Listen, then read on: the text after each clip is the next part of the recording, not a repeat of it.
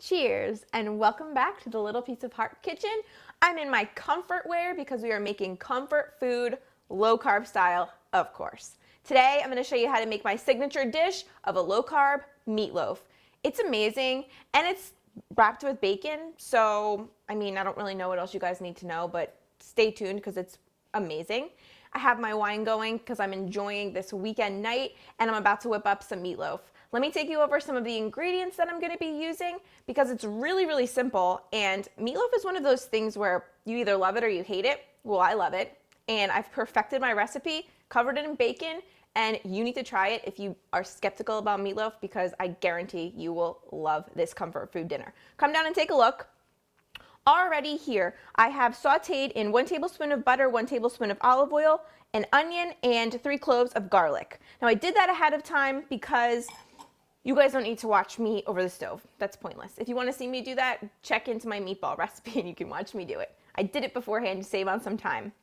Now over here, we have 1 pound of ground meat. It's kind of lean this time. I didn't want to get the ones with high fat, so this is actually 90% right now. To go into the meatloaf, we have 2 eggs that I have already kind of scrambled a little bit loosely here. I have a little bit of panko. Now I'm only using 1/8 of a cup. We have salt and pepper, a little bit of dried parsley. Here I have some low sugar ketchup, as well as some Worcestershire sauce, and then of course the bacon already ready to go. So to assemble this, it is super, super simple. You want to preheat your oven beforehand to 350 degrees. And actually, I already have my baking tray. Where is it? Here it is. This is a foil-lined baking tray that I sprayed with a little bit of cooking spray. I want to get this all ready ahead of time so that when I'm mixing this with my hands, I have dirty hands, my tray's all ready, plop it onto the tray, and it'll just be amazing. So you don't have to worry about washing your hands in between. So this is cooled, by the way, the onion and garlic. You want to make sure that it's cool when you're putting it in here. You don't want to put in hot onion and garlic into your meat and your egg. Meat goes in first, then literally everything else goes in, and then we were going to mix this with our hands. So it's going to be amazing.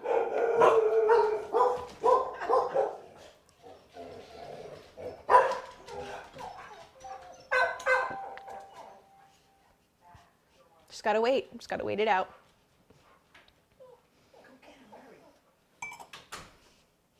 Cool. Back to the pour. Panko goes in. As you can see, we only used a little bit, but you need a little bit of panko to keep this all together. And believe me, the carbs that we're adding here, not a lot at all in the grand scheme of the meatloaf because we're going to be cutting this into a bunch of pieces. So this serves a lot of people, even though it's only 1 pound. Don't worry. Salt, pepper, parsley going in. Got my Worcestershire and my low sugar ketchup. I'm going to slide that in. Alrighty. And lastly, I want to put in my onion and my garlic.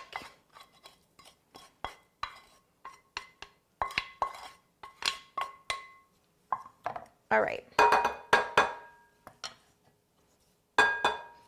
Okay.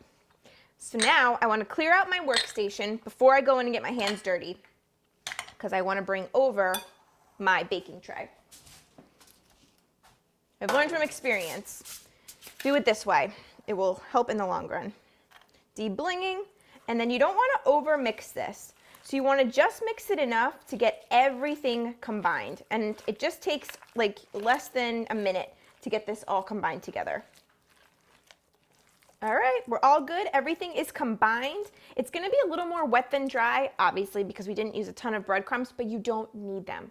So we are going to take this and turn it out into our sheet tray. Now let me teach you a little bit of a trick. When you cook meatloaf, I'm going to turn it actually, you want to get all of the air bubbles out because what happens with air bubbles is they create craters, and when it cooks, it will separate just like this. So you want to flatten it into a single layer. Then you can go ahead and form it. You can make a long skinny loaf, which just means you're going to have thinner, shorter slices. You can make it a short and fat loaf. It's whatever you want to do. It just depends on the kind of meatloaf that you want. It's totally up to you. I'm going to form mine to the shape that I like, and then I'll show you what to do next. What? My helper's here with me. That's Rambo. Okay, we're all ready, guys. Look how cute that looks. And then if you see any craters in here, take your finger and just go like this. It seems like something so stupid, but when you're cooking it, it will make a big difference. All right, with dirty hands still, I'm gonna go ahead and top my bacon. This is what I like to do. I like to just go like this, and a lot of people will tuck the bacon under. I don't like to do that because then I feel like it doesn't get crispy, and I like crispy bacon. My biggest pet peeve is rubbery bacon. Hell no, don't like it. So I'm just gonna go like this. Don't overlap your bacon because then it will also not get crispy. So I wanna go right up to the edge of each piece. And then this one, just going to wrap just like this. And then you can even stretch it around. I'm gonna do one more here. And you'll see too, when you're cooking this, the bacon is going to shrink up. That's just what bacon does. So don't get worried. This is also going to make the meatloaf taste phenomenal. Let's pull that down. Try to cover up the meat. The bacon's gonna shrink up, but there we go. All right, perfect. So now I'm going to pop this into my oven for about 50 to 60 minutes. Now in that time, the only thing that I'm going to do is when there's 10 minutes left of cooking, I'm going to baste it with a little bit more of low sugar ketchup. This will create a nice caramelized sauce on top, and it's perfect. And it goes so well with the crispy bacon. Once I get to that point, of course, I will show you guys how I slather on my ketchup, and then I'll let you know the exact time frame that that's happening. But everybody's meatloaf's gonna be different. Everybody's oven is gonna be different. So you gotta kind of judge it and play it by ear when you're actually cooking it. So when my meatloaf's ready to be ketchuped, I will show you it then. My meatloaf was in the oven for 60 minutes, 1 hour. Now what I wanna do is just take some ketchup, just about 2 tablespoons, and rub it all along the bacon. Now I know what you're thinking. Why is there all this burnt stuff all around the meatloaf? This is just what meatloaf does. You know, and it's gonna have everything from the Worcestershire sauce, the ketchup is gonna start caramelizing and burning. It doesn't matter because when I'm gonna put this on the serving tray, which you'll see in just about 10 minutes, you'll see that you can cut around all of this. You're also gonna have the extra bacon fat.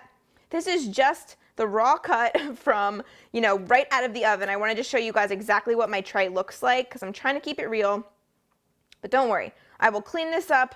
We will be sitting pretty for the platter that I'm gonna show you.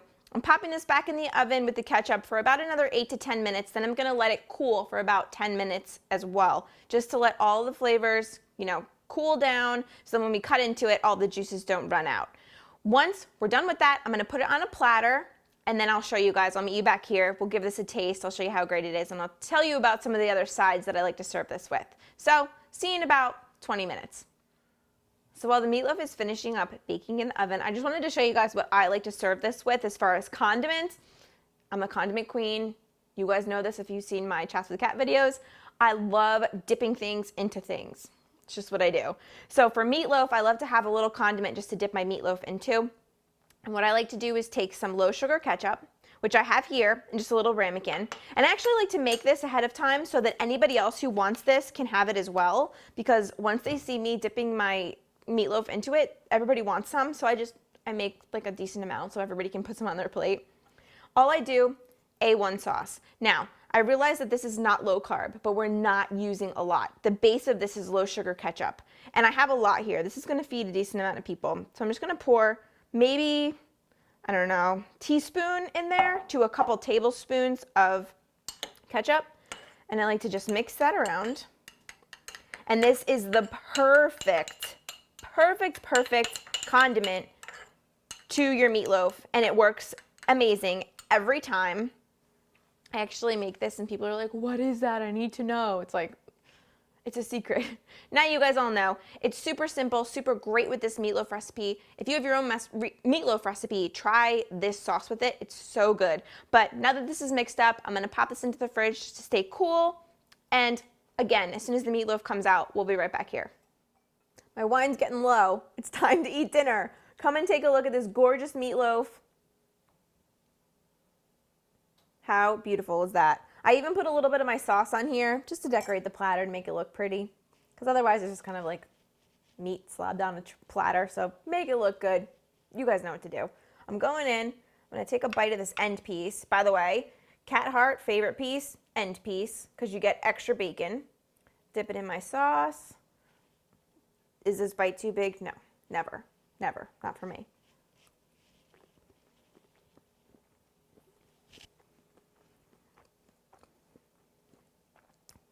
Pause while I chew.